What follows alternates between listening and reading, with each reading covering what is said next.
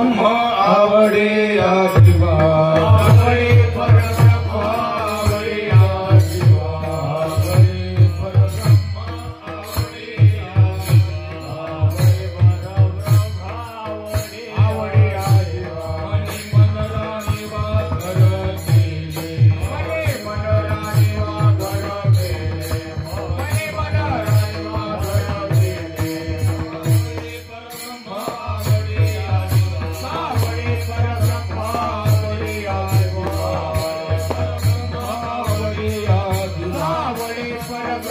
आवडे आजीवा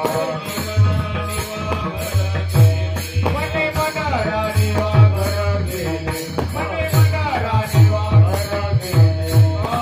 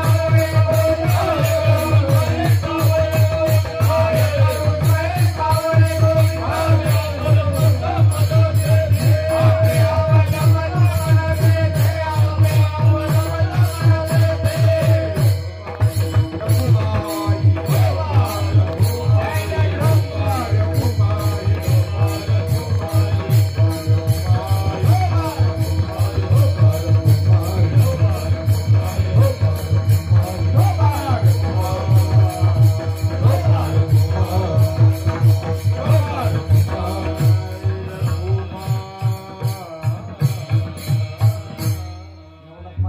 आवडे परब्रह्म आवडे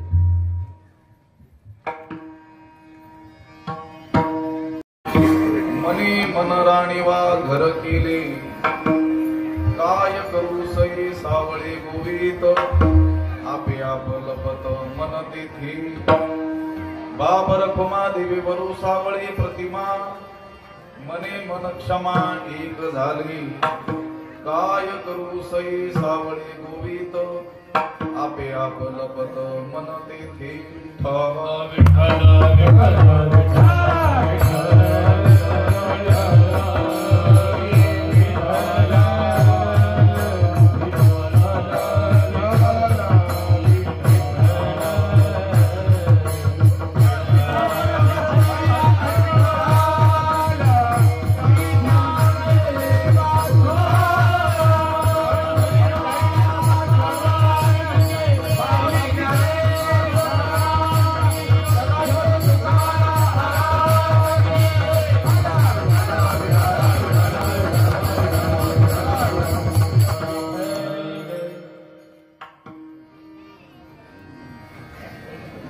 श्रीकांतं कमलावरं वररुचिं श्रेष्ठं रमावल्लभं मुक्तारं कलिपङ्कमग्नजनता वृन्दस्य भक्तप्रियं गोपी गणवेष्टितं मधुरया वाण्यास्तुतं सज्जनैः तं भीमातटवासिनं प्रभुवरं श्रीपाण्डुरङ्गं भजे पाण्डुरङ्गा करो प्रथम नमः पाण्डुरङ्गा करो प्रथम नमः पाण्डुरङ्गा करो प्रथम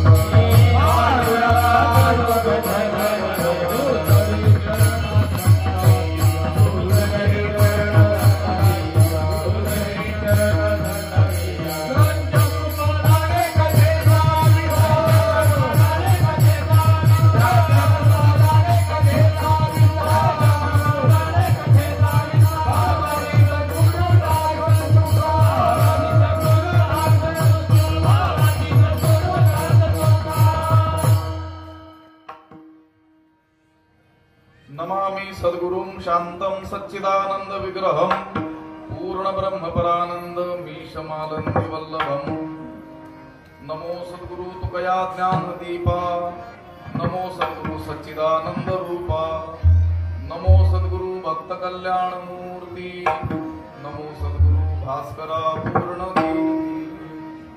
अखंड मंडलाकारं व्याप्तं येन चराचरं तत्पदं दर्शितं येन तस्मै श्री गुरवे नमः। मनोजवं मारुततुल्यवेगं जितेन्द्रियं बुद्धिमतां वरिष्ठं वातात्मजं वानरयूथमुख्यं श्रीरामदूतं शरणं प्रपद्ये। स्मरण होय सकळ विद्यांचे अधिकरण, तेची बंधू श्री चरण श्री गुरूंचे ते नमस्कारोनी आता।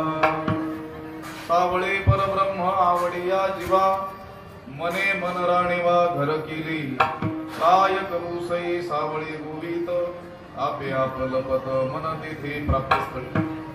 कीर्तन रूपी सेवेकरिता उपस्थित केलेला हा अभंग संत श्रेष्ठ ज्ञानराज माऊली यांचा विरहिणी या प्रकरणातील 3 चरणांचा असून या अभंगद्वारे ज्ञानोबारायांनी जीवन मुक्त महात्म्याची आवड व्यक्त केलेली आहे।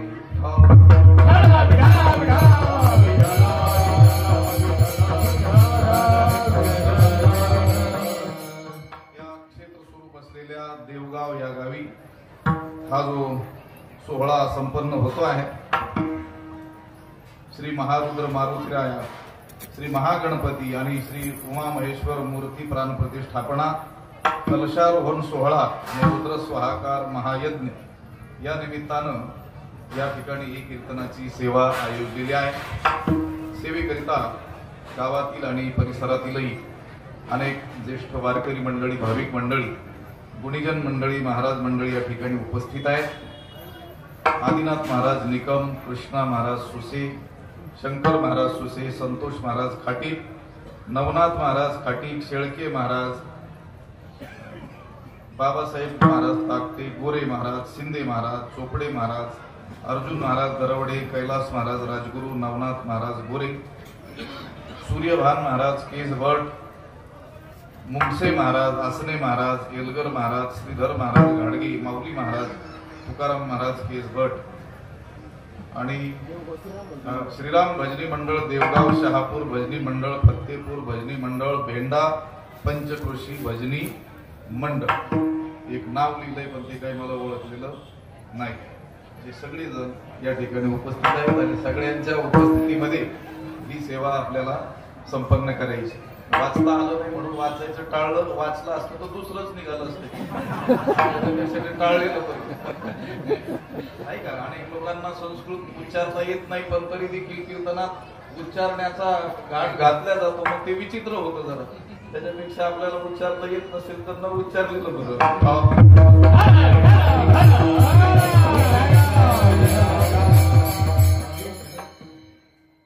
या ठिकाणी तिची मूर्ती प्राण प्रतिष्ठापनेचा हा कार्यक्रम सोहळा होतोय। देवगाव शांत बसा, थोडस 1 तास भर, 2 मिनिटं शांत बसा, बडबड कमी करा आता। 2 मिनिटं नाही, 1 तास भर बसा।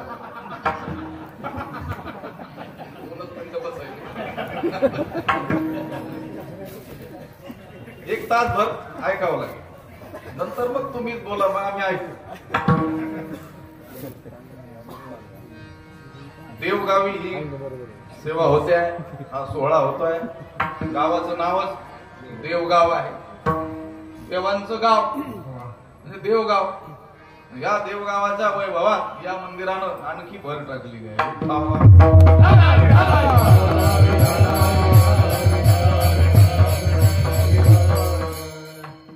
अगदी प्रशस्त सुंदर असं मंदिर या ठिकाणी निर्माण केलं गेलेलं आहे।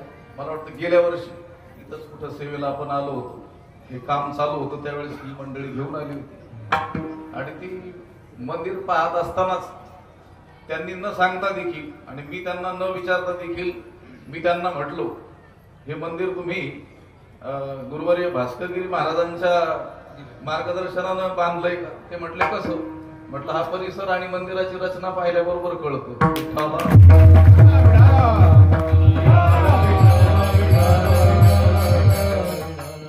मठ, मंदिर, आश्रम ही आपल्या धर्माची केंद्र आहेत, ऊर्जा केंद्र आहेत, प्रेरणा स्रोत आहे। म्हणून कृत्य देखील वैभवशाली असले पाहिजे. आता आपल्याला आपलं घर हे वैभव संपन्न असावं असं वाटतं आणि तशी घरं आपण बनवतो, ती निर्माण करतो, त्याच्यासाठी रात्रंदिवस मेहनत करतो, आटापिटा करतो आणि मोठ्यात मोठी घरं बांधण्याचा काय करतो, प्रयत्न करत असतो. मग देवाला देखील प्रशस्त मंदिर नको का? पूर्वी आपले पूर्वज 1-2 पिढ्या आपण पाठीमागे गेलो, विचार केला तर ते अशा विपन्न अवस्थेमध्ये राहत होते. तसं राहणं आपण पसंत करू का? झोपडीत राहत असतील, सामान्य घरात राहत असतील, आपल्याला राहणं होईल का? नाही होणार. आपल्याला सगळ्या सुखसोयींनी युक्त असं प्रशस्त मोठं घर असावं अशी इच्छा असते. मग देवाला देखील साजेस असं घर म्हणजे मंदिर असलं पाहिजे. तसं मंदिर निर्माण केलेलं आहे. त्यांचं करावं तेवढं कौतुक कमीच आहे. अनेक लोक मला या काळामध्ये भेटले की ज्यांना मंदिरं आता बांधायची आहे, संतांचे असतील, देवी देवतांचे असतील, तर त्यातील अनेक लोकांनी असं सांगितलं की देवगावी जे मंदिर बांधलं गेलेलं आहे अगदी तसंच मंदिर, थोडा आकार आमचा छोटा असेल. मग काल परवा भेंड्याची मंडळी येऊन गेली आणि त्यांना संत सावता महाराजांचं मंदिर बांधलं. त्यांनी याच लोकांना काम दिलं आणि अगदी असंच मंदिर, थोडा आकार त्याचा लहान पण अगदी दिसायला असंच दिसेल असं मंदिर त्यांनी बांधायचं ठरवलं. मला वाटतं इथून पुढं कुणाला मंदिरं बांधायची असतील तर ते देवगावी येऊन बघून जातील.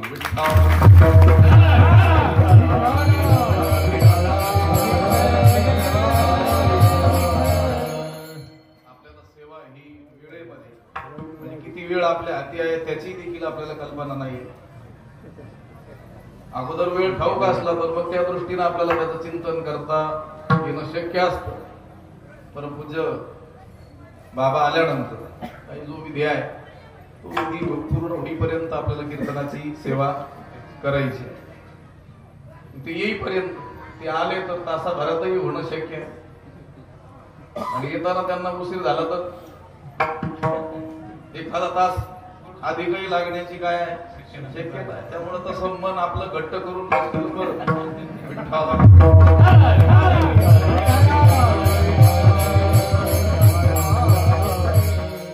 केवळ मंदिरच त्यांनी निर्माण केलेलं नाही तर त्या ठिकाणी मारुतीरायांची उपासना देखील त्या लोकांकडून या लोकांकडून घडताना आपल्याला दिसते आहे. त्यांनी सांगितलं, मला वाटतं रोज का प्रत्येक शनिवारी हनुमान चालीसेचा पाठ अनेक तरुण मंडळी, ग्रामस्थ मंडळी एकत्र येऊन करतात. किती संख्या असते काही कल्पना नाही. की त्या तू माझ्याकडेच बघत राहा, इकडं तिकडं बघूच नका. मी काय विचारेल कधी काही सांगते. किती लोक असतात? 20-25. ते म्हटले असतील, काही म्हटले असतील मंदिर पूर्ण झाल्यानंतर जाऊ. आता हे मंदिर पाहता या ठिकाणी आणि गाव पाहता या ठिकाणी कमीत कमी 100हून अधिक लोक तरी असले पाहिजेत. त्यावेळेस ते मंदिर काय होईल, शोभेल. नित्योत्सवैर मंदिरम, शास्त्रकारांनी सांगितलं मंदिराची शोभा कशात आहे? नित्य उत्सव ज्या ठिकाणी होत असेल तर. नित्य आणि नैमित्तिक निमित्तानं होणारे हे असे काही कार्यक्रम असतील, हनुमान जयंती वगैरे त्यावेळेस, आणि नित्यानं होणारा पूजा पाठ किंवा प्रति शनिवारी तुम्ही म्हणता त्याप्रमाणे हनुमान चालीसा. मी तर म्हणतो एवढं मोठं मंदिर जर आहे ना तर तिथं रोज हनुमान चालीसेचा पाठ व्हायला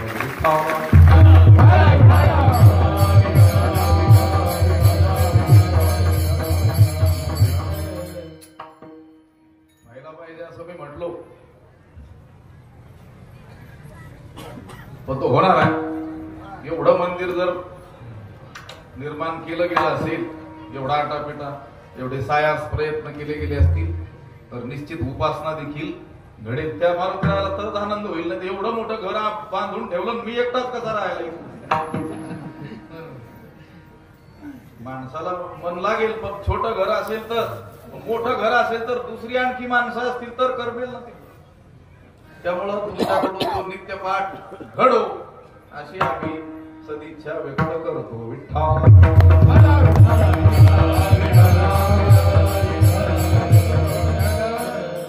या अभंगातून ज्ञानोबारायांनी जीवन मुक्ती उत्तर काळामध्ये प्रेम लक्षणात्मक भक्ती ज्या महात्म्याला प्राप्त आहे त्याची आवड त्या संवादाच्या रूपकाच्या निमित्तानं या अभंगातून व्यक्त केलेली आहे. संत पुरुषाची आवड सांगितली. ज्ञानी पुरुष जो आहे त्याला काय आवडतं ते सांगितले. संसारिकांची आवड सांगितलेली नाहीये.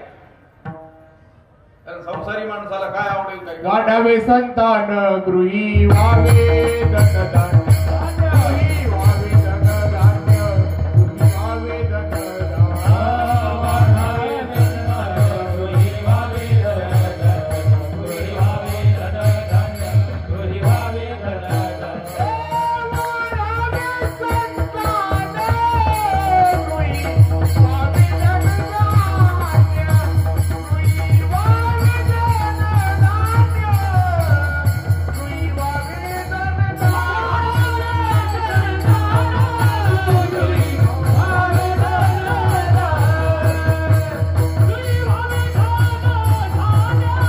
गृही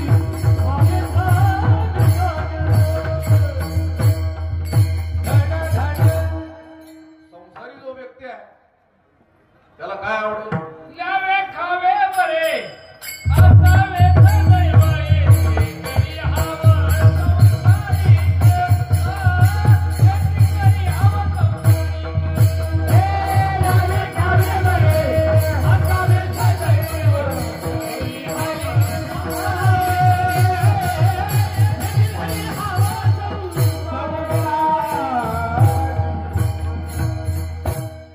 संसारी श्लोक अधिक असल्यामुळे तुमच्या आवडी तुम्हाला ठाऊक असल्यामुळं केवळ संसारांच्या आवडीवरच कीर्तन होऊ शकतं.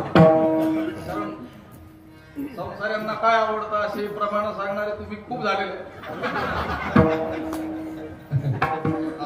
ल्यावे खावे प्या असावे सदैव सतत चांगलं खाणं चांगलं पिणं असलं पाहिजे. हेच संसारी पुरुषाला आवडतं. आता त्याच्या आवडीचा विचार करायला काही आपण इथे उभे नाही किंवा संत पुरुष देखील त्या संसारी माणसाच्या आवडीचा विचार करायला मोकळे. फक्त अनुवाद म्हणून त्यांनी काही ठिकाणी वर्णन केलेलं आपल्याला आढळ. द्रव्य जीवा होनी आवडे या जना कामासी पाषाणा होनी हीन. द्रव्य पैसा आवडतो. संसारी माणसाला काय आवडतं? द्रव्य आवडतं, घरदार आवडतं, विषय आवडतं, जग आवडतं. द्रव्य किती आवडतं म्हटलं? जीवा होनी जीवापेक्षा जास्त आवड. जतन करून ठेवतात लोक, मोठ्या सायासानं मिळवतात, मिळवलेलं पुन्हा काय करतात? जतन करतात. आता खरं तर ते आपल्या सुखासाठी ते मिळवलेलं असतं, पण त्याचं जतन करत असताना आणि मिळवत असताना त्या सुखाचा कोणताच विचार करत नाहीत. जीवापाड प्रेम त्या द्रव्यावर संसारी माणसं करतात. संसारी माणसाला जग आवडतं, विषय आवडतात, त्यांचा विचार आपल्याला करायचा नाही. ज्यांना देव आवडतो त्यांचा विचार आपल्याला करायचा आहे, पण त्याच्यातही आपल्याला प्रकार करायचे अभंगात प्रवेशाच्या दृष्टीने. संसार आवडणारे लोक आणि देव आवडणारे लोक, भले ही देव आवडणारे लोक थोडे असतील, टक्केवारीत सांगताही येणं शक्य नाही. 1% असतील म्हणून 99 लोकांना संसार आवडतो आणि एक माणूस जो आहे 100 त्याला देव आवडतोय असंही काही सांगता येत. मनुष्यानाम सहस्रेषु कश्चित यतति सिद्धये यततामपि सिद्धानाम कश्चिन माम वेत्ति तत्वतः. भगवंतानं जर 1000 म्हटलं त्या काळात असतील 1000त एखादा देव आवडणार. ज्ञानोबा म्हटले नाही, देवाकडून सांगायचं राहून गेलं असेल त्यावेळेस असतील. ज्ञानोबांनी सांगितलं आस्थेची या महापुरी रिघताती कोटीवरी परिप्राप्तीच्या पहिलं तिरी पाहिला एखादा विरळा ऐसा कोणी विरळा पाहिजे एखादा कोणीतरी देव ज्याला आवडतो असे लोक आहेत, पण थोडे आहेत. ठीक आहे. त्या दत्तात्रयांनी अवधूत गीतेमध्ये म्हटल्याप्रमाणे द्वित्रीणाम उपजाय, जगामध्ये 2-3 लोक असतात. विठ्ठल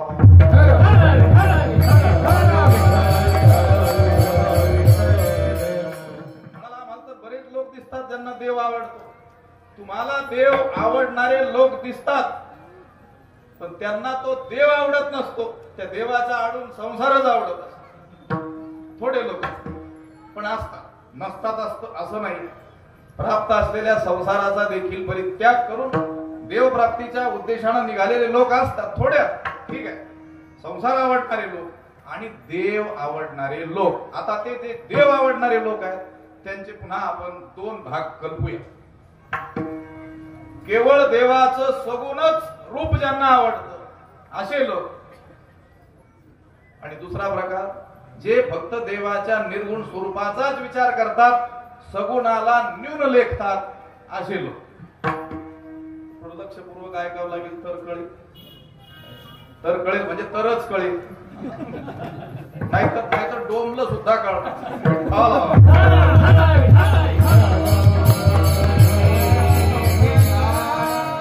देवावताराचे दोन भाग आपण केले. ज्यांना देवाच्या केवळ सगुणाची आवड आहे. आता संतांची काही वचनं आहेत, ती त्यांचा अनुवाद म्हणून आपण उपयोगात आणूया. आवडी निरंतर हेची म्हणजे हे केवळ सगुण. आवडे हे रूप गोजिरे सगुण केवळ सगुण आवड. त्यांच्या समोर तुम्ही निर्गुणाची चर्चा करा, ते कान बंद करतील. तुकोबारायांनी अनुवाद केला अशा लोकांचा. अद्वैताची वाणी नाही ऐकत मी गाणी. त्यांच्या पुढे जर विचार मांडला की शास्त्राने संत पुरुषांनी जीव ब्रह्मैक्य सिद्धांत मांडलेला आहे, ते म्हणतात नाही नाही असं काही बोलू नका, परवडू नका.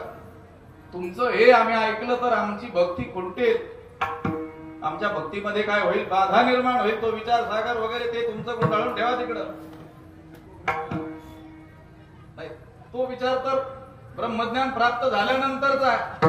यांना ब्रह्मज्ञान कशाशी खातात हेही माहित नसताना ते म्हणतात नको ब्रह्मज्ञान.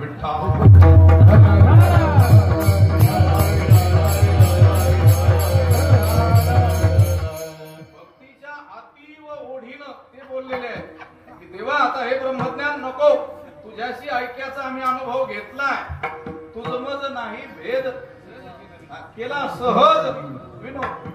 तुझ्यात आणि माझ्यात कोणत्याही प्रकारचा भेद राहिलेला नाही, पण तरी देखील मनामध्ये भक्तीची प्रचंड आवड असल्यामुळे ते म्हणतात की आता हे ब्रह्मज्ञान नको, मी भक्त तू देव ऐसे करी.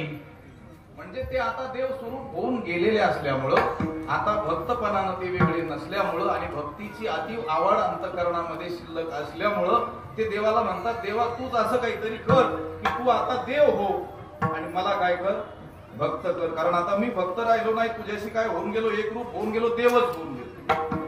हे त्यांचे उद्गार आहे. तुलाच काही करता आलं तर पहा, हे ब्रह्मज्ञान वगैरे मला नको. पण अजून ब्रह्मज्ञानाच्या जवळपासही जे पोहोचलेलेच नाहीये असे देखील काय म्हणत असतात नको, ते निर्गुणाची चर्चा वगैरे आमच्या पुढे करूच नका. तो जी ब्रह्मैक्य सिद्धांत तो तुमच्यापाशी ठेवा.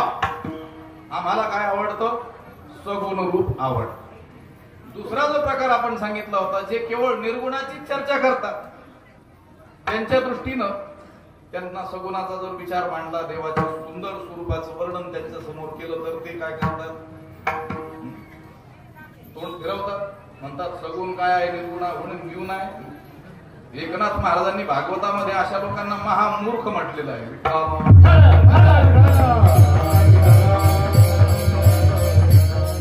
त्यांना सगुण आवडतंय, त्यांना निर्गुणाचं वावड आहे. काही भक्तिवंत आहेत या जगामध्ये, या भारत भूमीमध्ये. जगाच्या पाठीवर चांगला प्रचार प्रसार त्यांनी भक्तिपंथाचा केलेला आपल्याला आढळतो. त्यामुळे त्यांच्या नामनिष्ठेला आणि भक्तीला आपण वंदन करूया. माझ्याकडे लक्ष द्या. गोंधळ होणारच आहे थोडा बहुत, थोडा झाला पाहिजे, बहुत नको. काही भक्तिपंथ जगाच्या पाठीवर असे आहे की ज्यांनी जगामध्ये भक्ती देऊन पोहोचवली, त्याबद्दल त्यांना दंडवत करूया. पण त्यांच्या समोर निर्गुणाची चर्चा केली तर ते तोंड वाकडं करतात. त्यांचं नाव मी इथं घेणार नाही, पण तिथं नेऊन घातल्याशिवाय राहणार. अगदी विदेशामध्ये त्यांनी भक्ती मार्गाचा प्रचार प्रसार केला. मोठमोठे लोक, मोठमोठे पदवीधर, मोठे उद्योगी लोक सगळं सोडून त्यांच्या पंथात येऊन अगदी भगवन नामावर तालावर नाचतात. मोठं कार्य. पण त्यांच्या त्या पुस्तकांमध्ये ते मायावादी मायावादी मायावादी म्हणून सतत भगवान भाष्यकार शंकराचार्यांना हिनवत असतात की ज्या शंकराचार्यांचं अनुसरण साक्षात ज्ञानोबारायांनी केले. भाष्यकारा ते वाट पुसत, भाष्यकार भगवंताला तत्वज्ञानाचा मार्ग विचारत मी चाललेलो आहे असं ज्ञानोबारायांनी म्हटलं.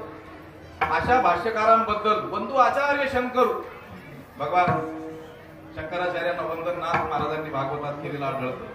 तुका करी प्रणिपात दंडवत आचार्य आचार्य किंवा आचार्य आचार्य घेतलं तर भगवान शंकराचार्यांना तुकोबारायांनी देखील काय केलेलं आहे, दंडवत केलेला आहे. अशा शंकराचार्यांना ते हिनवतात त्यांच्या ग्रंथात पुस्तकात मायावादी मायावादी म्हणून. त्यांनी भगवद्गीतेवर काही भाष्य लिहिलेली आहेत. त्या गीता वाटतात देखील आपल्याला. तुमच्याकडे आलेल्या असतील तरी वाचू नका. गीतेचा अर्थ कळून घ्यायचा असेल तर फक्त ज्ञानेश्वरी वाचा.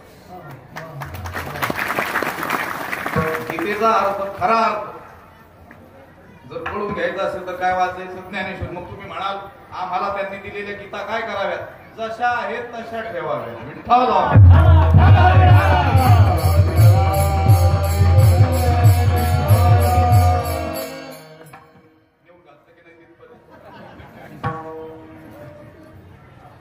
काहींना सगुण आवडतं तर निर्गुणाचं वावडं त्यांना परब्रह्म सत चित आनंद वगैरे शब्द आले की ते तोंडवाकडे करतात. आणि काहींना निर्गुणाची चर्चा करतात तर ते सगुणाला नेऊन लेखतात. हे असंच चालत आलं होतं कुठपर्यंत, अगदी ज्ञानोबारायांचा अवतार होईपर्यंत. सावळ म्हणजे सगुण, हे सावळ्याच्या ठिकाणी सगुणाच्या ठिकाणीच होतं. आणि परब्रह्म म्हणजे निर्गुण तत्व, ते त्याच्या ठिकाणीच होतं. त्या दोघांना एक केलं ज्ञानोबारायांनी. आपली आवड सांगितली. मला केवळ सावळ आवडतंय म्हणजे केवळ सगुण आवडतंय असं नाही, आणि केवळ परब्रह्म म्हणजे निर्गुण स्वरूपाचा मी विचार करतो असं नाही. सावळ परब्रह्म मला आवडतं. सावळे परब्रह्म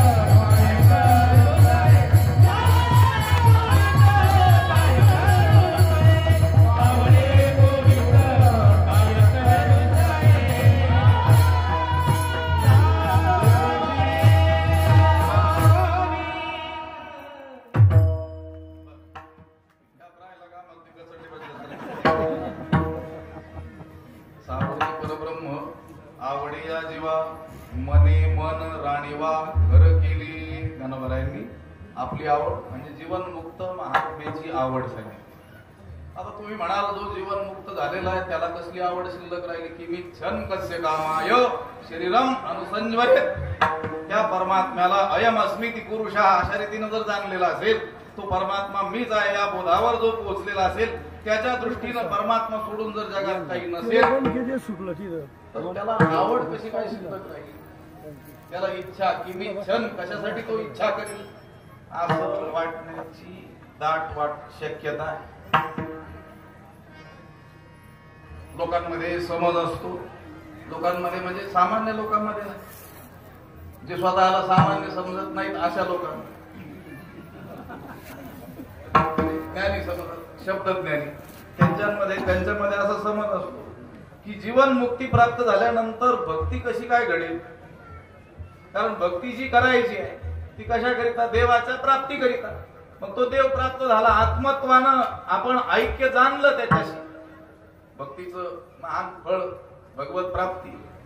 तो भगवत स्वरूप जर होऊन गेला तो साधन, तर आता त्याच्याकडून भक्ती कशी काय घडेल.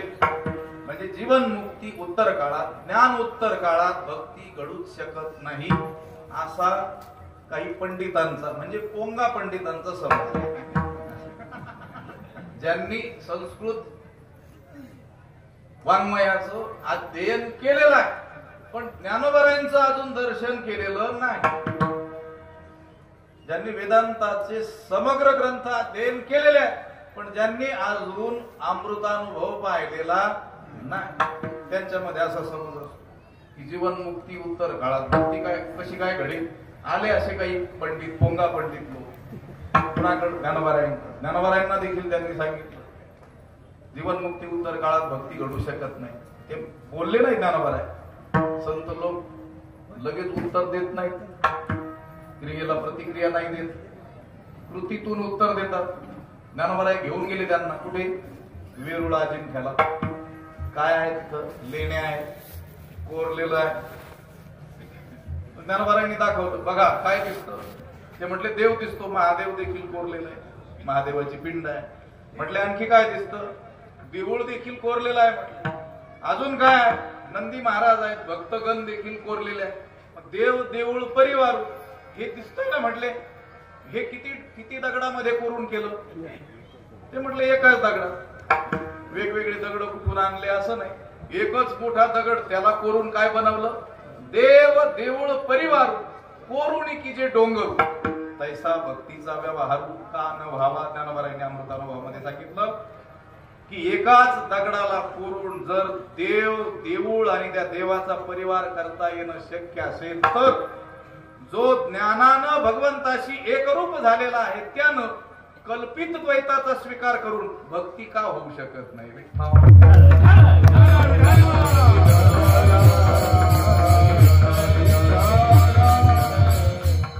अज्ञानाने केलेली भक्ती तो मुळातच देवाला आपल्यापासून हा देव वेगळा आहे, मी वेगळा आहे असं समज. पण संत पुरुष ज्यावेळेस भक्ती करतात त्यांनी जाणलेलं आहे की देव आणि मी एकच आहे, तरी देखील भक्तीच्या आवडी पोटी त्यांच्याकडून काय घडते, भक्ती घडते. तुकाराम महाराजांचे एक अभंग आहे, त्याचा फक्त मी सिद्धांत सांगणार आहे. अनेक दृष्टांत त्यांनी दिलेले आहेत. मूळ स्वभाव जाईना याच्यासाठी त्याचा सिद्धांत आहे. आता ते येळकोट राहिलं, बऱ्याच गोष्टी आहेत. सिद्धांत त्याचा महत्वाचा आहे. आधी होता संत संग, तुका झाला पांडुरंग, त्याचे भजन राहिना, मूळ स्वभाव जाईना.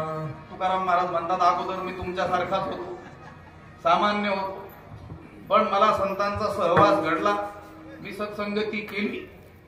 आधी होता संत संग आणि त्या सत्संगाचा परिणाम तुका झाला पांडुरंग.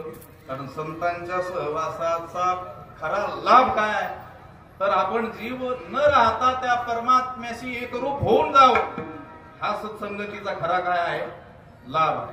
संतांनी कृपा आपल्यावर केली असं त्यावेळेस मानावं ज्यावेळेस आपल्याला ज्ञान प्राप्त होईल. लोकांना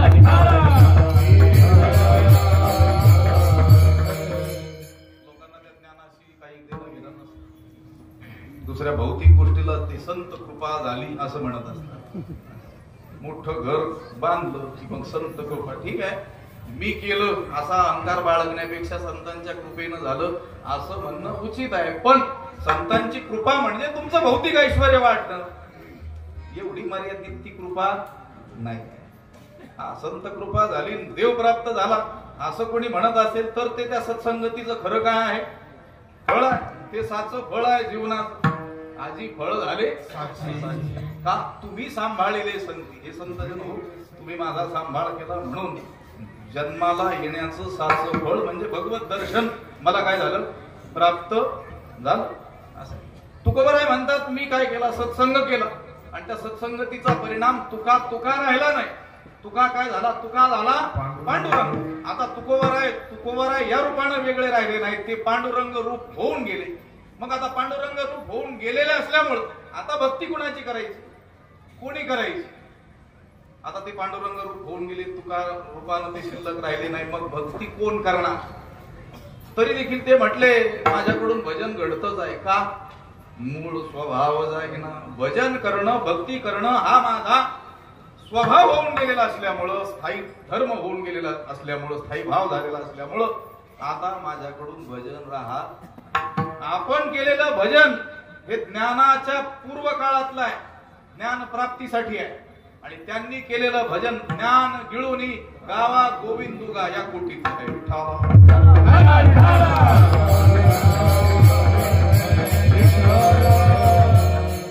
जीवनमुक्त महात्म्याची आवड ज्ञानोबारायांनी सांगितली.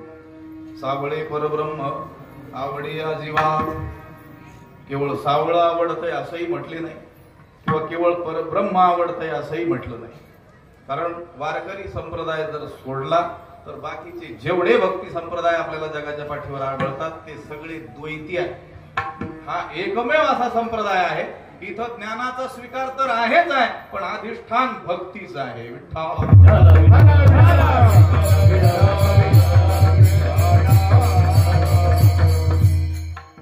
सगुण आणि निर्गुणामध्ये इथे भेद मानलेला नाही. तुझं सगुण म्हणो की निर्गुण.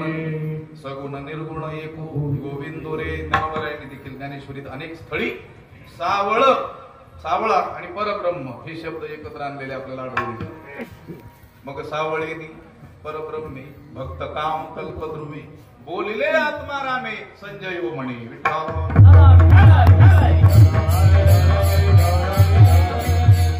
सावळेनी परब्रह्मे. तो भगवंत कोण आहे? सावळा आहे, पण तो कोण आहे?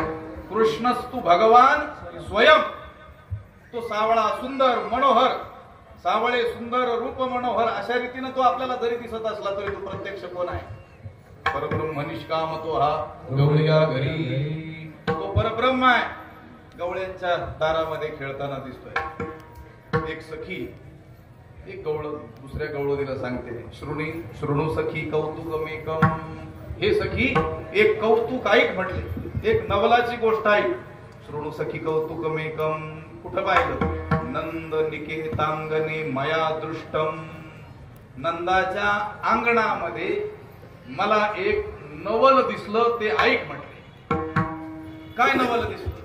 गोधुली धूसरांगो नृत्यती वेदांत सिद्धांत. मला एक नवल दिसलं, ऐक. कुठे दिसलं? नंदाच्या अंगणामध्ये. कशा स्वरूपात दिसलं? हे म्हटले वेदांताचा जो मुख्य सिद्धांत आहे तो तिथे धुळीत खेळताना दिसला म्हणे.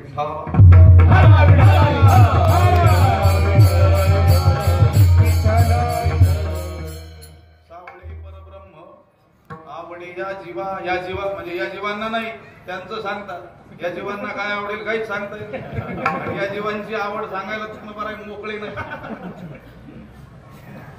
आणि या जीवांची आवड सांगायला बसले तर 1500 अभंगात काम भागणार नाही. भाग होतील का त्याची? आणि 9033 ओव्यातही पुरं पडणार नाही. कुणाला काय आवडेल काही भरोसा नाही. त्यांचं स्वतःच सांगतात. सावळे परब्रह्म आवडी या जीवा. सावळे शब्दाचा प्रयोग संत वाङ्मयामध्ये अनेक ठिकाणी आढळतो. आपल्या हल्ली वेळ तेवढासा नसल्यामुळे आपल्याला थोडंसं काय करायचं, गरिबी हटाव चिंतन करायचं. चिंतनाला आम्ही काय म्हणत असतो, ही गरिबी हटाव योजना आहे. आमचा काही शब्द नाही तो. सद्गुरू वैकुंठवासी वक्ते बाबा म्हणायचे एका तासात एका अभंगाचा समग्र अर्थ कसा काय सांगितला जाऊ शकेल? ही गरिबी हटाव योजना आहे म्हणून आम्ही म्हटलो बाबांना, बाबा तुम्ही म्हणता त्याप्रमाणे ही योजना गरिबी हटाव का असेना, पण कमीत कमी या योजनेत तरी भ्रष्टाचार नको. विठ्ठल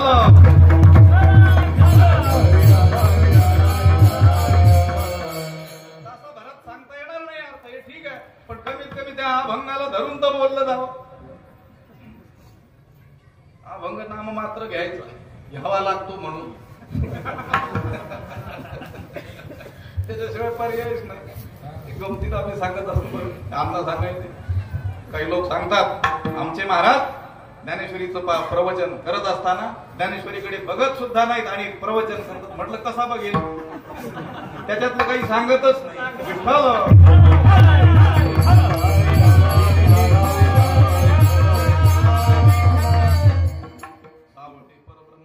आवडे या जीवा किती आवडतं, बहु आवडसी जीवापासून. मी सांगितलं होतं द्रव्य जीवाहूनी आवडे या जन. या लोकांना द्रव्य म्हणजे धन जीवापेक्षा जास्त आवडतं आणि संतांच्या दृष्टीनं नारायण हेच धन असल्यामुळं त्यांना तो नारायण देखील बहु आवडसी जीवापासून. या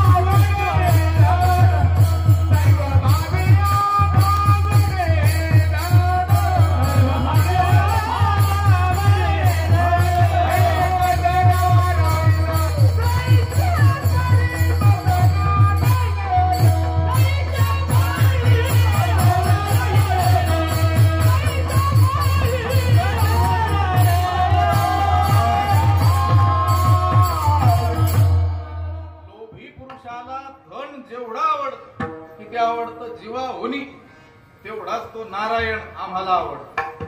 सावळे परब्रह्म आवडे या जीवा. मग ज्ञानोबा आहे तुम्हाला ते सावळ परब्रह्म आवडतं, जीवापेक्षा देखील आवडतं, तर मग त्या परब्रह्माच्या सावळ्या परब्रह्माच्या भक्तीचा आनंद उपभोगण्याकरिता तुम्ही काय केलं? मने मन राहिलं ना अर्ध. केवळ आवडतं एवढं सांगितलं, आवडून काय उपयोग? त्याचा आनंद उपभोगता तर आला पाहिजे. तुम्ही काय केलं? केवळ आवडतं का?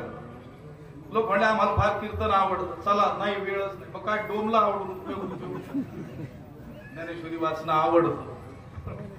बरोबर आहे त्यांचं म्हणणं देखील बरोबर आहे, पण तिथं काही कंसात घ्याव्या लागतील गोष्टी. ज्ञानेश्वरी वाचणं आवडतं, लोकांचं सांगत असतील काय सांगतील. ज्ञानोबा म्हणतात सावळे परब्रह्म आवडे या जीवा. मग तुम्ही त्या सावळ्या परब्रह्माच्या भक्तीचा आनंद उपभोगण्याकरिता काय केलं? मने मन राणी वा घर केली आम्ही आमच्या मनामध्ये, आम्ही आमच्या अंतःकरणाचंच काय केलं? घर केलं. कसं केलं? राणी वा राज मंदिर केलं. सामान्य घर नाही बांधलं, राजवाडाच बांधला. कारण आता कोणाच्या भक्तीचा आनंद उपभोगायचा? त्या सावळ्या परब्रह्माच्या भक्तीचा आनंद उपभोगायचा आहे म्हणून आम्ही अंतःकरणाचं काय केलं? राज मंदिर केलं. हे पाहता इथं मंदिर मोठं बांधलं अगदी राजवाड्यासारखं. कारण भक्तीचा आनंद उपभोगण्याकरिता त्या मंदिराधिकांची देखील काय आहे? आवश्यकता आहे. घर आवश्यक आहे की नाही? गृह पाहिजे आवश्यक. गृहस्थी लोकांसाठी घर काय आहे? आवश्यक. गृहस्थांसाठीच काय कोणासाठी देखील आवश्यकच आहे. संन्याशांना लागत नाही का घर? फक्त त्यांच्या घराला आश्रम म्हणतात एवढाच फरक आहे. नाव वेगळं असतं. मठ म्हणतात, आश्रम म्हणतात किंवा काय म्हणतात? कुटिया. कुटिया आता कुटिया म्हटल्यानंतर आपल्या समोर चित्र येतं की बाबा पाचटाची गवताची अशी काही कुटी अशी. पण तिकडे उत्तरेत जाऊन पहा बाबाजी की कुटिया किती मोठी, 2 कोटीची. घराची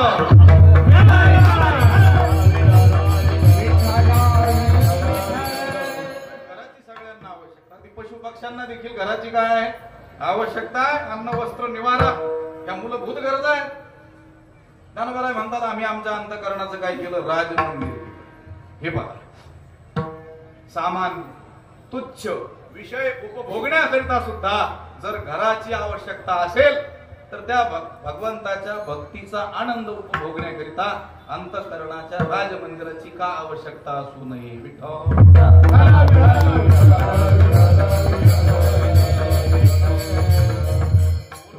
सामान्य विषय उपभोगण्याकरिता सुद्धा एकांतवासाची काय असते? आवश्यकता असते. मग इंद्रिया देऊनी कवाड हृदयी भोगी. विठ्ठल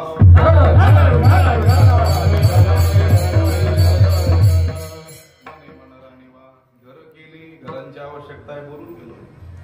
आता ज्याने बांधणं शक्य होत नाही शहरामध्ये मोठी घरं, ते काय करतात? बाबा विठ्ठल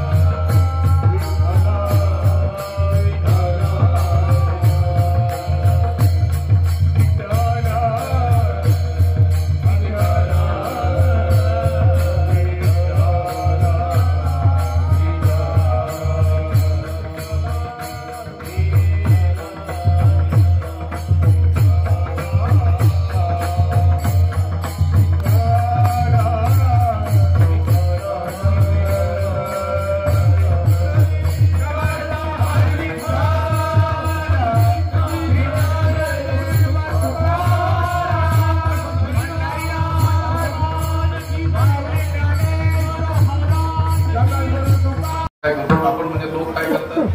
घर भाड्याने घेतात, किरायाने म्हटलं पाहिजे, पण आता तो शब्द आला आणि ते किरायाने भाड्याने घेतलेलं घर खाली करत नाहीत लोक लवकर. काही लोक ते मालक काय होऊन जातात? हैराण होतात, परेशान होतात, कोर्टापर्यंत जावं लागतं. कशाला? ते घर खाली करून घेण्याकरिता. घर याच, पण त्यांनी काय केलेलं आहे? ताबा मिळवलेला. लोक विचारत असतात ते भाड्याने घेतलेलं घर लोक खाली का करत नाहीत? म्हटलं उत्तर त्याच्यातच आहे.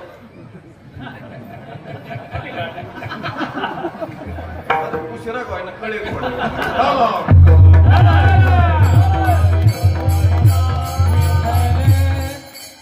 अगदी त्याप्रमाणे अंतःकरणही आपलंच. तुका म्हणे चित्त करारे निर्मळ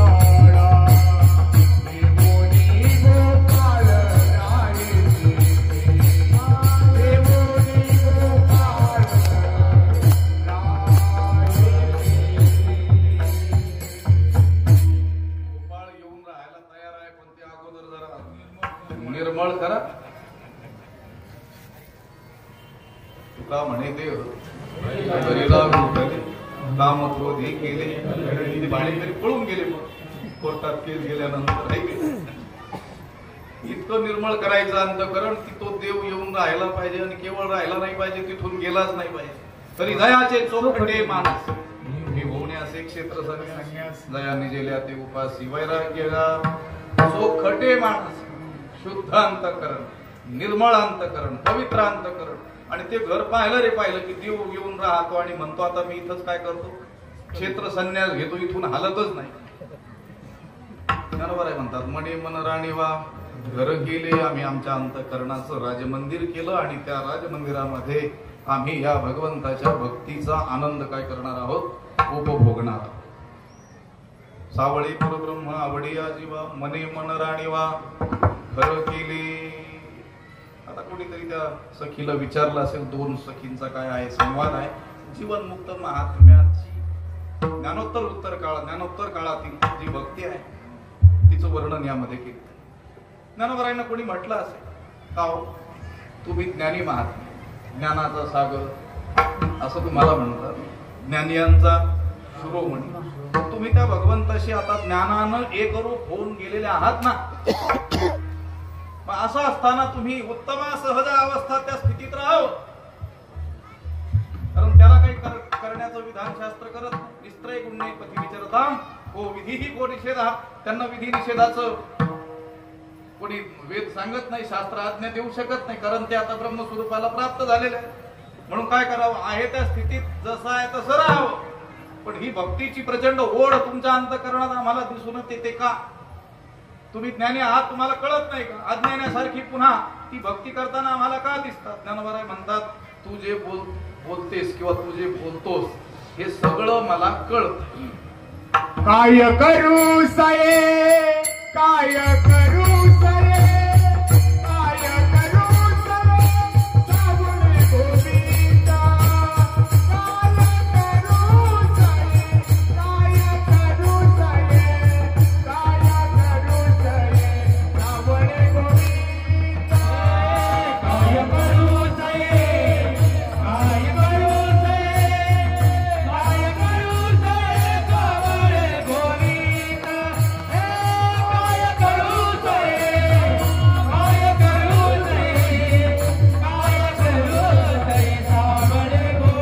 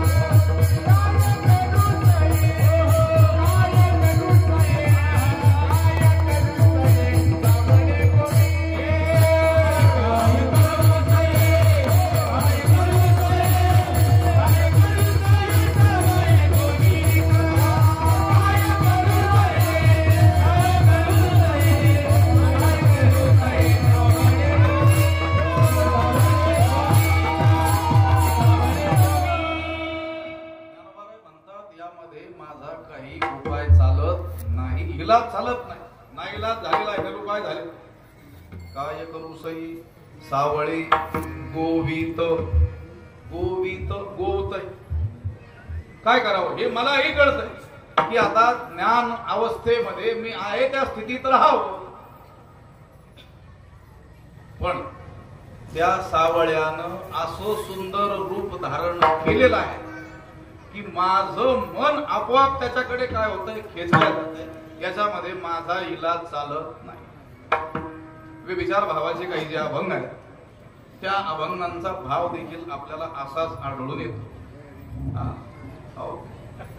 बरं, पुरुषाशी रत झालेल्या त्या स्त्रीला ज्या वेळेस समजावून सांगण्याकरिता कुणी सज्जन स्त्रिया येतात त्यावेळेस ती त्यांना सांगत असते, तुम्ही म्हणता ते सगळं मला कळतं, पण काय करू?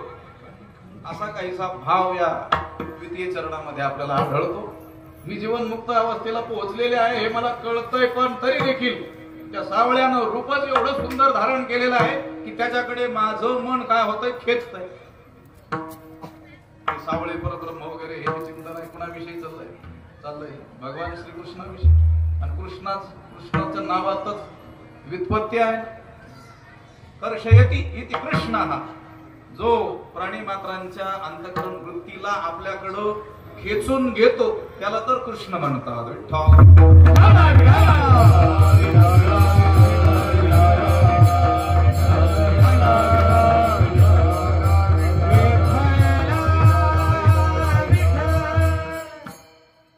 विठ्ठल सामान्यांच्या वृत्तीला नाही तर ज्ञानी महापुरुषांच्या अंतःकरण वृत्तीला सुद्धा तो आपल्याकडे काय करतो, खेचून काय नाही, जय जयकार करतो.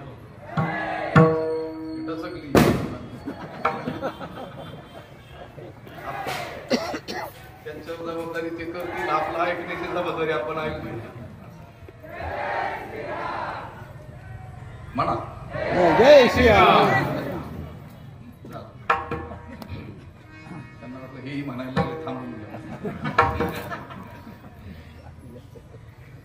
मोठ्या मोठ्यांच्या अंतःकरणाच्या वृत्तीला देवानं आपल्याकडे ओढून घेतलेलं आहे. ज्यांच्या अंतःकरणाला खेचण्याचं सामर्थ्य या जगातील कोणत्याही विषयांमध्ये नाही.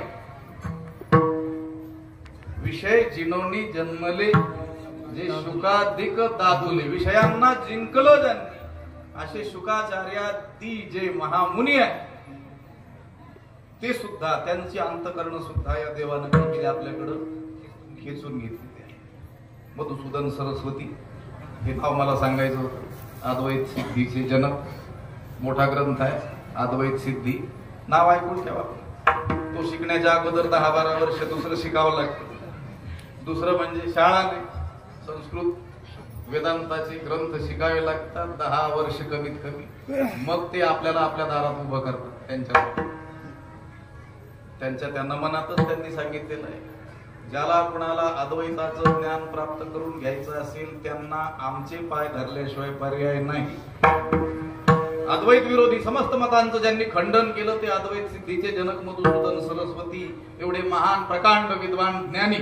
पण त्यांना ज्यावेळेस भगवान श्रीकृष्णाच्या सगुण रूपाचं दर्शन झालं त्यावेळेस त्यांचे उद्गार आहे, वंशी विभूषित करा नवनीर दाभा पीतांबराधरुण बिंब फलाधरोष्ठा पूर्णेंदु सुंदर मुखादरविंद नेत्रात. शेवटची लाईन महत्वाची आहे, कृष्णात परम किमपि तत्वमहम न जाने.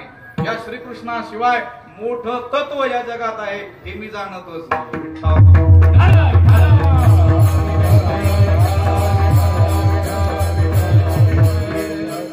त्यांचा देखील इलाज त्या ठिकाणी चाललेला नाही. त्यांना बघायला म्हणतात काय करू सई सावळे गोवी. तर ते सावळच मला काय करतं आपल्यामध्ये गोवून टाकतं, गुरफटून टाकतं, गुंतवून ठेवतं. आपे आप लपत मन तेथे माझं मन आपोआप त्याच्या स्वरूपामध्ये काय होत आहे, लीन होऊ पाहत आहे, लपत आहे. आपल्याला सामान्यांना आपलं मन देवामध्ये लावावं लागतं, लागत नाही. आपल्याला प्रार्थना करावी लागते देवाला, देवा माझे मन लागत नाही ना आपल्याला. माझे चित्त तुझे, तूच काय करायचं ते कर, आमच्या ज्याने काय लागत नाही. पण त्या महापुरुषाचं चित्त आपे आप लपत मन देते त्या सावळ्या स्वरूपामध्ये आमचं मन आपोआप काय होतंय, लपू पाहतंय. माझे मनीची आवडे आवडे माझे मनीची आवडे आवडी माझ्या मनीची आवडी आवडी माझ्या मनीची आवडी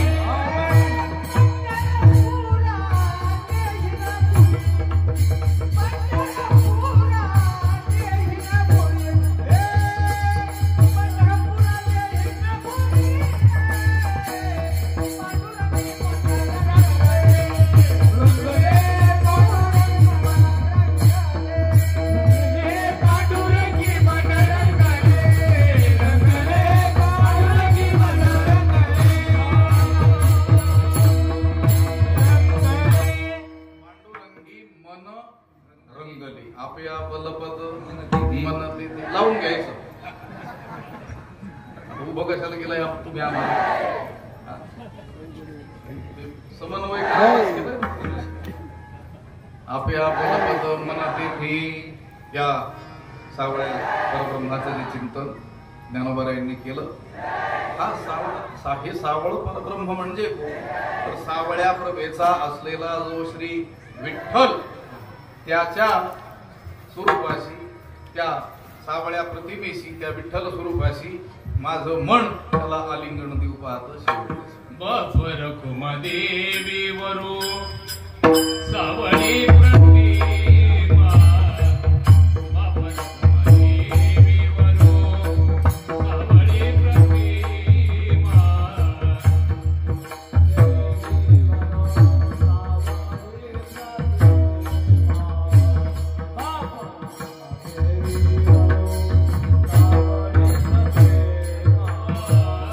बापर कुमादेवी वरू सावळी प्रतिमा.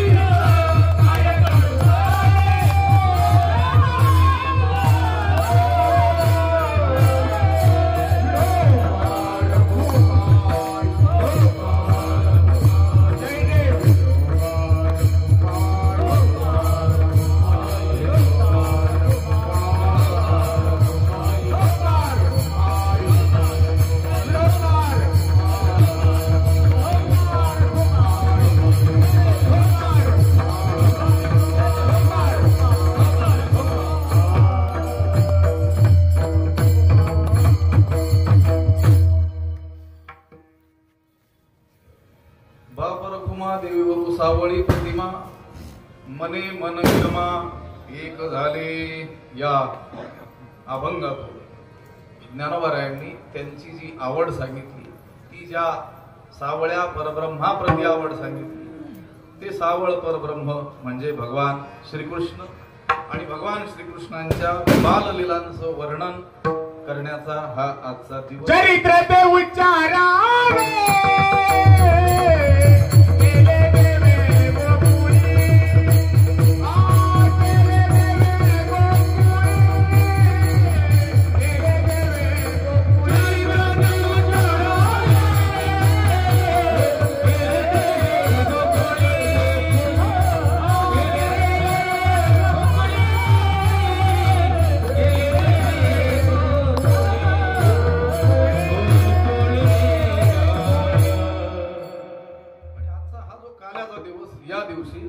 भगवंताच्या बाललीलांचं वर्णन करायचं, त्याच्या चरित्राचं काय करायचंय, उच्चारण करायचं. काल्याचा प्रसंग आहे. काला म्हणजे एकत्रीकरण. दोन भिन्न पदार्थ पण आता एकमेकाशी इतके एकरूप होऊन जाणं की पुन्हा ते वेगळे करायचं म्हटलं तरी वेगळं न होणं, काही केल्या वेगळा, अशा अवस्थेला त्या जीवानं जाऊन पोहोचणं हा त्या जीवाच्या जीवनातील काय आहे, काल आहे. काला शब्दाचा सोपा अर्थ कुठे अभेदात्मक काला एकरूप होऊन. काला शब्दाचा स्थूल अर्थ आपल्याला सगळ्यांना ठाऊक असलेला एकत्रीकरण. आपण जेवतानाच काय करून जेवतो, खेड्यातील लोक तशी खेड्यातील लोक शहरात जर गेले तर ते म्हणतात आमचं पोटच भरत काला केल्याशिवाय.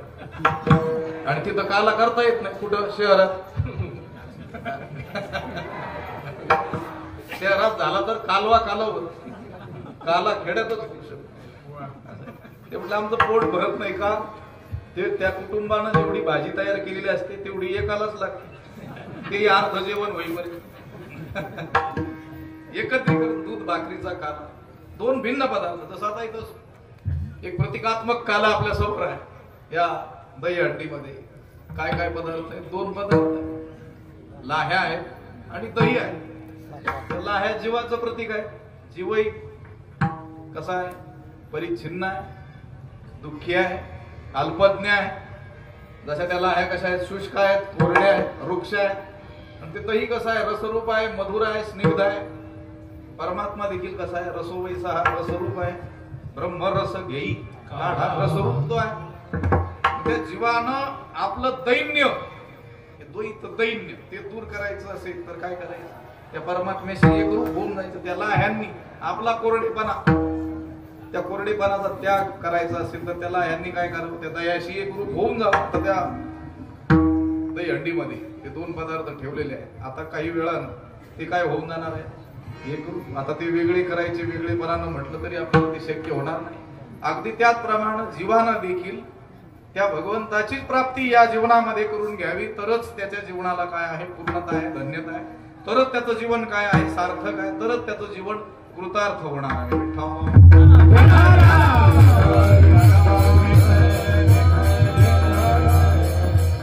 हे मानवी मनावर बिंबवण्याकरिता की मानवी जीवनाचं ध्येय काला आहे, त्या परमेश्वराशी एकरूप होऊन जाणं आहे, हे त्याच्यावर वारंवार बिंबवण्याकरिता असे प्रतिकात्मक काले आपल्याला करावे लागतात. आणि कोणत्याही धार्मिक कार्यक्रमाची जी परिसमाप्ती असते ती काल्याच्याच कीर्तनानं होते. काल्याचं कीर्तन जर झालं नाही तर तो कार्यक्रम पूर्ण झाला, परिसमाप्त झाला असं मानण्यात येत. बोलू का बारगावा त्याच्यातनं थोडस आठवलंय तर सांगितलं पाहिजे, नाही तर विसरून जातो माणूस. काल्याचं कीर्तन जोपर्यंत होत नाही तोपर्यंत तो उत्सव पूर्ण झाला असं मानण्यात येत नाही. मग भलेही मधली कीर्तन तुम्ही केवढी ठेवा, मला पुढचं सांगितलं लक्षात येत. काल्याचं कीर्तन कुणाही सामान्य वारकऱ्याचं असू द्या आणि मधली कीर्तन तुमच्या दृष्टीनं मोठ्या मोठ्या बाबांची का असेल, पण काला झाल्याशिवाय तो कार्यक्रम पूर्ण झाला असं मानण्यात येत नाही. तसं मानवानं जीवनामध्ये काहीही मिळवलं, प्रतिष्ठा, धन, लौकिक विद्या हे सगळं मिळवलं, पण देवदर्शन जर केलं नाही तर त्याचं जीवन पूर्ण मानण्यात येत नाही.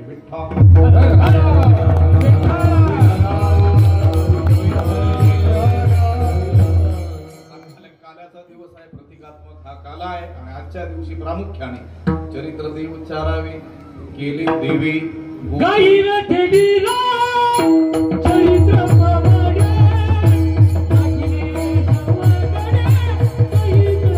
गाई, नागिने सवगडे, चरित्र गाई, गाईला गाईला चरित्र पवाडे, नागिने सवगडे, चरित्र गाई, नागिने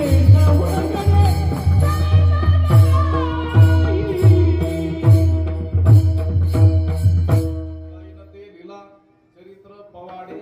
राखिले सवंगडे सहित गायी, चरित्र देव उच्चारावे, केले देवी गोकुळी येदशी, चरित्र केले नारायणी, रामगदा गोधने राखिता. हे या अवस्थेमध्ये या बालरूपामध्ये भगवंतानं चरित्र केले. या दशेमध्ये रांगताना आणि गोधन राखताना त्याचा काय करायचंय? फक्त उच्चार करायचा, उच्चारावे असं सांगितलं.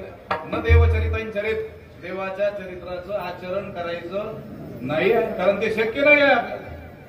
हा जर एखादा हट्टाळं म्हणेल करायचं तर मग प्रभू श्रीरामचंद्रांच्या चरित्राचं करायचं असेल आचरण, तर संत चरित्राचं काय कर आचरण. भगवान श्रीकृष्णांच्या चरित्राचं आचरण काय करायचं? उच्चारावी, केली देवी देवा, मुळात केलेल्या चरित्राचं त्याचं आचरण आपल्याच्याने शक्य नाही. गोंधळ करू नका, आपण होणारच आहे तेवढं होऊ द्या, आपण होऊ नका. झाल्याशिवाय राहणार नाही, पण मग होतच आहे तर आपणही त्यात हातभार लावावा असं. सार्वजनिक कार्यक्रम आहेत, थोडस होईल. देवाच्या चरित्राचं आचरण सामान्य मानवाकडून शक्य नाही. देवाचं चरित्र दिव्य आहे. जन्म कर्मच मी दिव्यम एवं यो वेत्ती तत्वता त्यक्त्वा देहं पुनर्जन्म नैति मामेति सर्वजन. देव म्हणतो माझा जन्म, माझा अवताराला येणं आणि माझं कर्म म्हणजे माझ्या लीला, जे चरित्र ते कसं आहे? दिव्य आहे. मानवी बुद्धीच्या आकलनाच्या कक्षेच्या पलीकडच आहे. त्यामुळं त्याचं फक्त काय करावं? उच्चारण करावं. आचरण आपल्याच्याने होऊ शकणार नाही. हट्टाळं कोणी म्हणेल आम्ही देवाच्या चरित्राचं काय करू? आचरण करू. तुकाराम महाराज त्यांच्याशी बोलतात. तो मथे गोनी नोचल,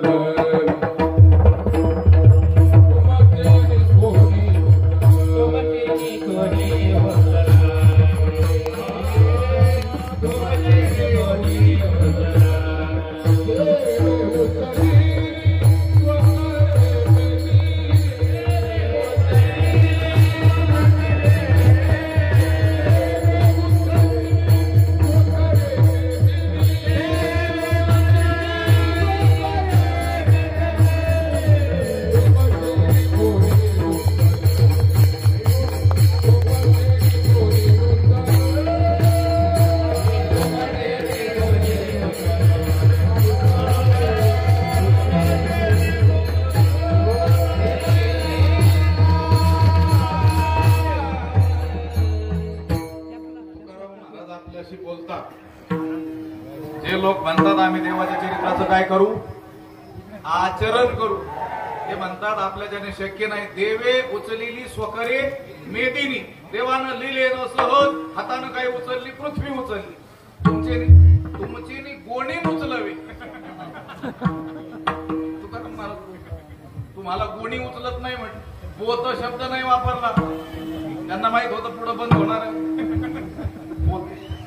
मार्केटमध्ये पोते आता काय झालेले आहेत? बंद झाले. पहिले 100-125 किलोचे पोते असायचे ते गव्हाच्या दिवसामध्ये. आता किती? 50 किलोचे. आणि साखर कारखान्यात साहेब किती आहेत? 30 किलो. भविष्यात 3 किलो येतील. आता आपलं सामर्थ्य वाढतच चाललेलं. मोठा पराक्रम आहे. तुमचे कोणी नचलावे. देवे मारिले दैत्य दानव मोठे तुमचे न तुटे तृण मात्र न घडता बाळपणाची फुली या अदानवी सृष्टी केली देवबंद लहानपण मोडलेलं नव्हतं तोपर्यंत कागा वगैरे ठा मारले बाळपणी अवघी दैत्य खाणी सगळ्या दैत्यांचा नाश त्यानं बालपणातच केला देवे मारिले दैत्य दानव मोठे तुमचे न तुटे तृण तुम्हाला गवत उपटत नाही कोण म्हणते तुकोबाराय म्हणतात बरं का आपल्याशी बोला आपण वाचत नाही गाथा त्यामुळे तुकोबाराय आपल्याशी काय बोलले हे कळायला काही मार्ग नाही ते कीर्तनकाराच्या माध्यमातून ऐकावं लागतं आपल्याला की तुकोबारायांनी आम्हाला असं सांगितलेलं आहे पण आपण प्रत्यक्षच पाहिलेलं बरं ना निरोप खरा काय दिलेला आहे विठ्ठल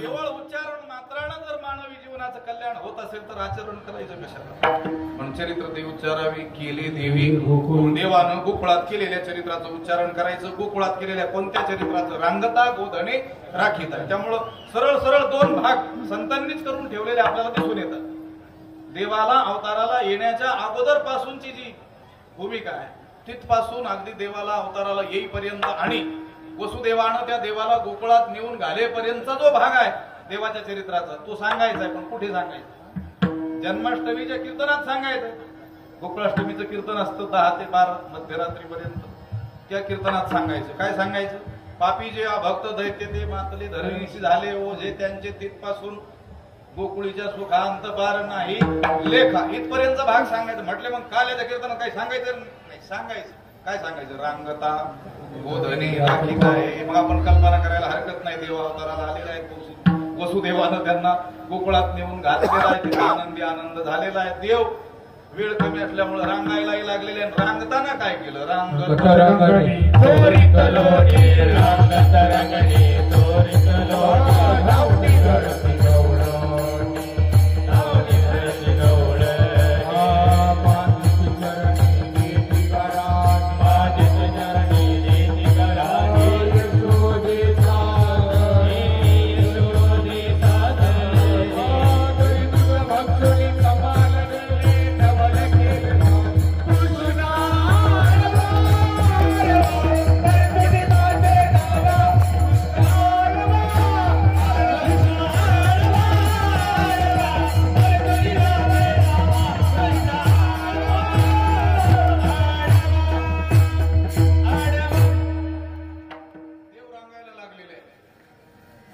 रांगताना काय केलं त्यांनी रांगत रंगणी चोरी तलवणी दावडी धरेती गवळणी रांगताना केलेलं महत्वाचं चरित्र म्हणजे देवानं लोणी चोरण्याचं काम चोरी तलवणी नवणी लोणी चोरण्याचं काम केलं आता कोणी प्रश्न करील देवाच्या घरी काही कमी होतं का म्हणून त्यानं चोरी केली देवाच्या घरी लोण्याची कमतरता होती उणीव होती तुटवडा होता दुष्काळ होता म्हणून मग तो त्या सवंगड्यांना घेऊन त्या गवळणींच्या घरी लोण्याची चोरी करायला गेला असं कुणाला वाटेल असा काही नियम आहे का जगात ज्याच्या घरी कमी असतं तो चोरी करत असतो बोललेलं लक्षात येते का येईल पण आता लक्षच नसलं तर कसं आता काय फार संस्कृत बिनस्कृत काही बोलत नाही फार सोपं सांगतो असो देवानं जी चोरी केली ती चोरी त्याच्या घरी काही उणीव होती कमतरता होती म्हणून नाही केली पण तसा काही नियमही नाही त्याच्या घरी काही कमी असतं तेच चोरी करत असतं उलट जगातील सगळ्यात मोठे चोर जर शोधून आणले तर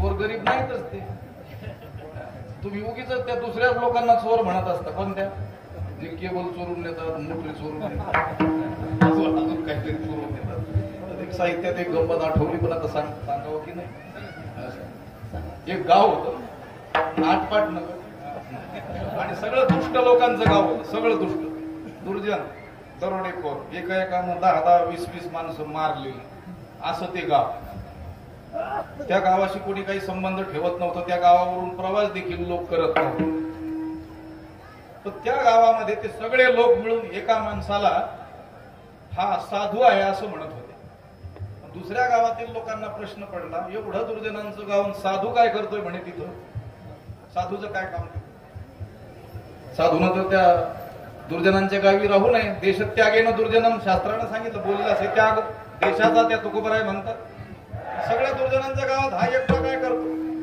म्हणून चला आता धाडस करून जाऊन बघू तो साधू आहे, हे सगळे लोक त्याला साधू म्हणतात, तो कसा आहे जाऊन बघूया. आला त्या गावात, चौकशी केली, तुम्ही त्याला साधू म्हणता, तो कुठे आहे, जाऊन बघितलं, त्याच्याबद्दल चौकशी केली तर कळालं. काय कळालं? त्याने 3 माणसं मारलेली होती. म्हटले मग याला साधू का म्हणतात? ते म्हटले बाकीच्यानी 10-10, 20-20 मारलेले. हे मी का सांगितलं? तुम्ही तुम्हाला चोर म्हणता, हे काय मिडूक चोरतात त्यांना चोर.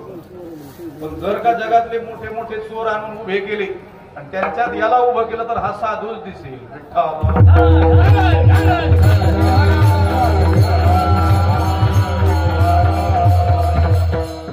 देवाच्या घरी कमी होतं म्हणून चोरी करत होता असं नाही आहे.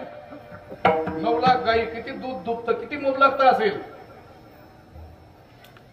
ज्यांचं नामोल्लेख केला होता मगाशी वैकुंठवासी सद्गुरू वक्ते बाबा, ते म्हणायचे किती दूध, किती दूध.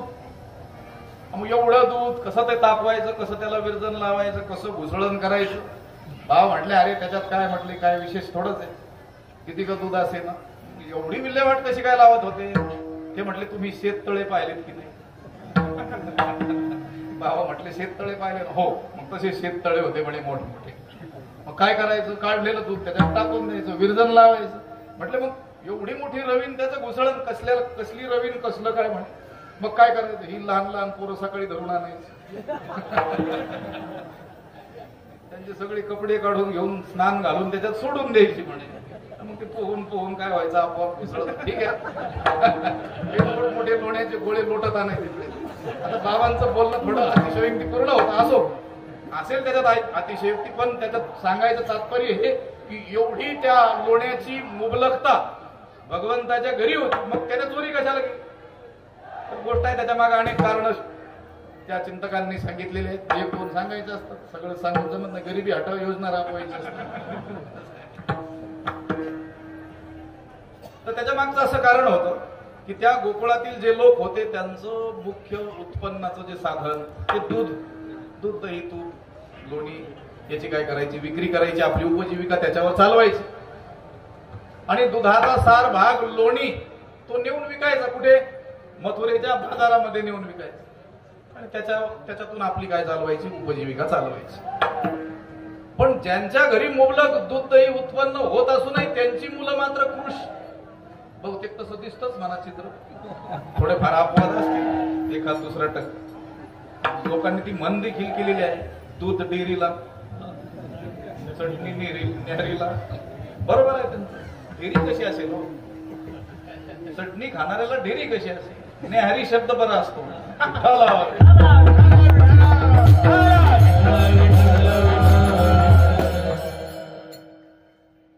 असं दिसतं की नाही चित्र आपल्याला. अगदी तसंच चित्र त्या गोकुळात. तुम्ही शेतकरी तरी काय वेगळे आहेत. तुम्ही जणू आमच्या दृष्टीनं कोण आहात, ते गोवळीचा. आणि तुम्ही देखील उत्पादन घेता कशाचं, ऊसाचं, अजून आंबे, कापूस, आणि नेऊन विकता कुठे, मथुरेला, तुमच्या मथुरा, त्याच्या आणि धनबळानं ते लोक काय करतात, खरेदी करतात. सगळा सार भाग तुम्ही काय करता, नेऊन विकता की नाही. टिप्पणी करायची, पण ते अन्यथा घेऊ नका. काही शूटिंग बिटिंग नाही ना चालू, मग काय अडचण. तशी आम्हाला अडचणच नाही, पण आमच्यामुळं दुसऱ्याला अडचण होती.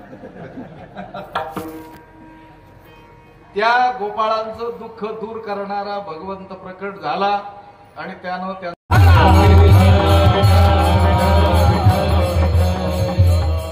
गोपाळांकडे लक्ष दिलं तर बरं होईल. गोपाळ जय जयकार करतच आहेत त्याच. त्या गोपाळांच्या मालाला भाव आला तर बरं होईल. भगवंतानं ते पाहिलं. आपले सखे सोबती सवंगडी ज्यांना घेऊन आपल्याला धर्मरक्षण करायचंय, ज्यांना साथीला घ्यायचंय, ते मात्र कसे झालेत, गवळ्यांची ताक पिरी. कोण पोरे चांगली. तुकाराम महाराज म्हणतात, हे गवळ्यांची ताक पिणारी पोरं. दूध पिरे म्हटले असते तर धष्टपुष्ट राहिले असते. ताक पिणारी ते मुलं देखील म्हणतात ना, घरी ताकाचे आमच्या घरी सरोवर आहे म्हटलं, भरलंय काय ताक. आणि लोणी कुठं आहे, मथुरे. भगवंतानं हे निरीक्षण केलं की ज्यांना खरं धष्टपुष्ट व्हायला पाहिजे ते कृश होऊन चाललेले आहेत आणि लोणीच्या मथुरीत नेऊन विकतात ते लोक धनबळानं ते खरेदी करतात ते कोण आहेत बरं ते लोणी खाऊन काय पारायण करणारी माणसं नव्हते उलट पारायणाला चालणारा बलवून काढणारे दुष्ट प्रवृत्तीचे ते काय होतो ते बलवान होत होते धर्माची दुहेरी हानी होत होती ज्यांच्या बळानं धर्मरक्षण करायचं ते बलहीन होत होते आणि जे धर्माला अडचणीत आणणारे होते ते बलवान होत चाललेले होते म्हणून भगवंतानं काय केलं ज्यांच्या घरी ते दूध दही तूप लोणी उत्पन्न होतं त्याच बालकांना घेऊन त्यांच्या घरी जाऊन त्याची काय करायची याल तरी याल तरी याल तरी यारीला याल तरी याल तरी याल तरी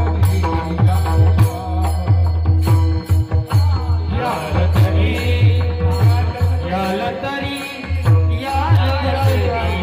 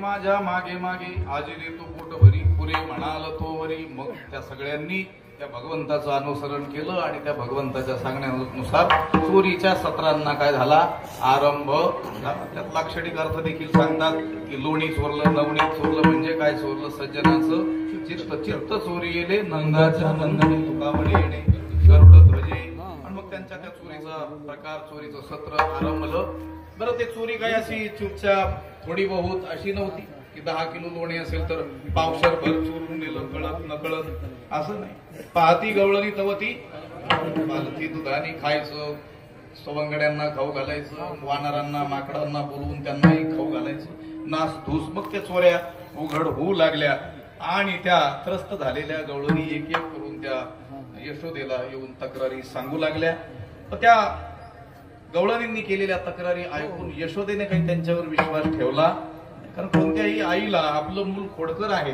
हे दुसऱ्या बाईनं सांगितलेलं कधीही पटत नाही पण ज्या वेळेस स्वतः त्या यशोदेला प्रचिती आली त्यावेळेस तिच्या लक्षात आलं लवकर लक्षात आलं तिच्या काय लक्षात आलं की आजपर्यंत जे गारहाणे या सगळ्या गवळणींनी सांगितले होते ते काय आहेत अक्षरशः खरे आहेत नाहीतर ती अगोदर ते गारहाणे घेऊन आलेल्या बायांनाच भांडायला उठायचे 5 वर्षाचे माझे बाळ अंगणी माझ्या कालटिकाची घेता आळगी गोकुळच्या तुम्ही 12 घरच्या 12 गे ठाईच्या ओढाळा गे गोकुळच्या नारी त्या महिला देखील त्रस्त व्हायच्या पण योगायोगाने तिच्याच लक्षात आलं की आजपर्यंत जेवढ्या तक्रारी केल्या होत्या त्या अक्षरशः काय आहेत खरे आहेत अनेक आरोपी हो येतील किती वेळ आमचं संपेपर्यंत आपलं संपेपर्यंत चालू ठेवा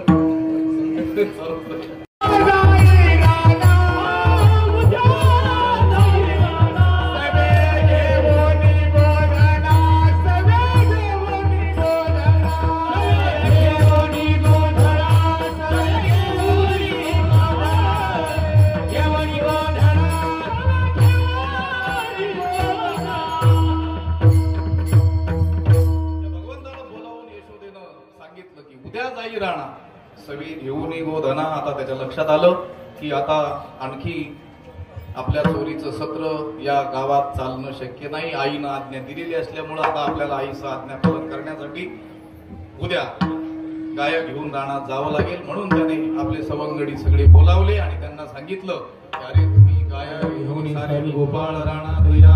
आणि भगवंतानं आज्ञा दिल्याप्रमाणे सगळे गोपाळ गाया घेऊन त्या वनाच्या दिशेने निघालेले आहेत, वनात येऊन पोहोचलेले आहेत. आणि वनात येऊन पोहोचल्यानंतर त्या गाया त्यांनी चारण्यासाठी त्या क्षेत्रामध्ये सोडून दिलेल्या आहेत. पूर्वीच्या काळी किंवा आजपर्यंतही अनेक आरक्षित अशी भूमी असायची, गोचर भूमी.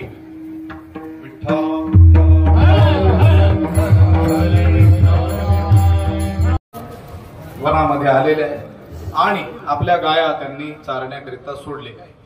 त्या काळामध्ये किंवा आजपर्यंतही मी सांगत होतो, आरक्षित असं गोचर क्षेत्र गोरक्षणाच्या हेतून आपल्या पूर्वजांनी ठेवलेलं मोठ्या प्रमाणात असायचं. अजूनही पहा, गायरान त्या मराठवाड्यामध्ये आम्ही शिक्षणाच्या निमित्तानं बरीच वर्ष राहिलो. अजूनही शेकडो एकर शेती गायरान म्हणून आहेत. आपल्या पूर्वजांचा हा मोठा दृष्टिकोन, दीर्घदृष्टी होती की भविष्यामध्ये प्रत्येकाला गोरक्षण करता आलं पाहिजे. मग त्याच्या प्रारब्धानुसार त्याच्याकडे त्याच्या वाट्याची जमीन असेल नसेल, अगदी ज्याला जमीन नाही स्वतःच्या मालकीची त्याला सुद्धा गोसेवा करता यावी, हा महान उद्देश त्याच्या पाठीमागचा होता. मग आता जर शेकडो एकर जमीन आपल्याला आढळत असेल गायरान म्हणून, तर त्या काळामध्ये हजारो एकर क्षेत्र गोचर भूमी म्हणून आपल्या पूर्वजांनी ठेवलेलं होतं. मग तिथं भगवंत आपल्या सवंगड्यासह ज्यावेळेस गाया घेऊन गेलेल्या आहेत त्यावेळेस त्या गाया चारण्यासाठी फक्त सोडून द्यायच्या. आता त्याकडे लक्ष दिलं नाही तरी काही हरकत नाही, कारण कुणाच्या शेतात जातील, काही खातील, घास खातील, असा काही प्रश्नच नाही. मग त्या वेळेमध्ये काय करायचं, तर काय करायचं, खेळ खेळायचे. त्या काळामध्ये प्रचलित असलेले खेळ भगवंत आपल्या सवंगड्यासह खेळू लागले.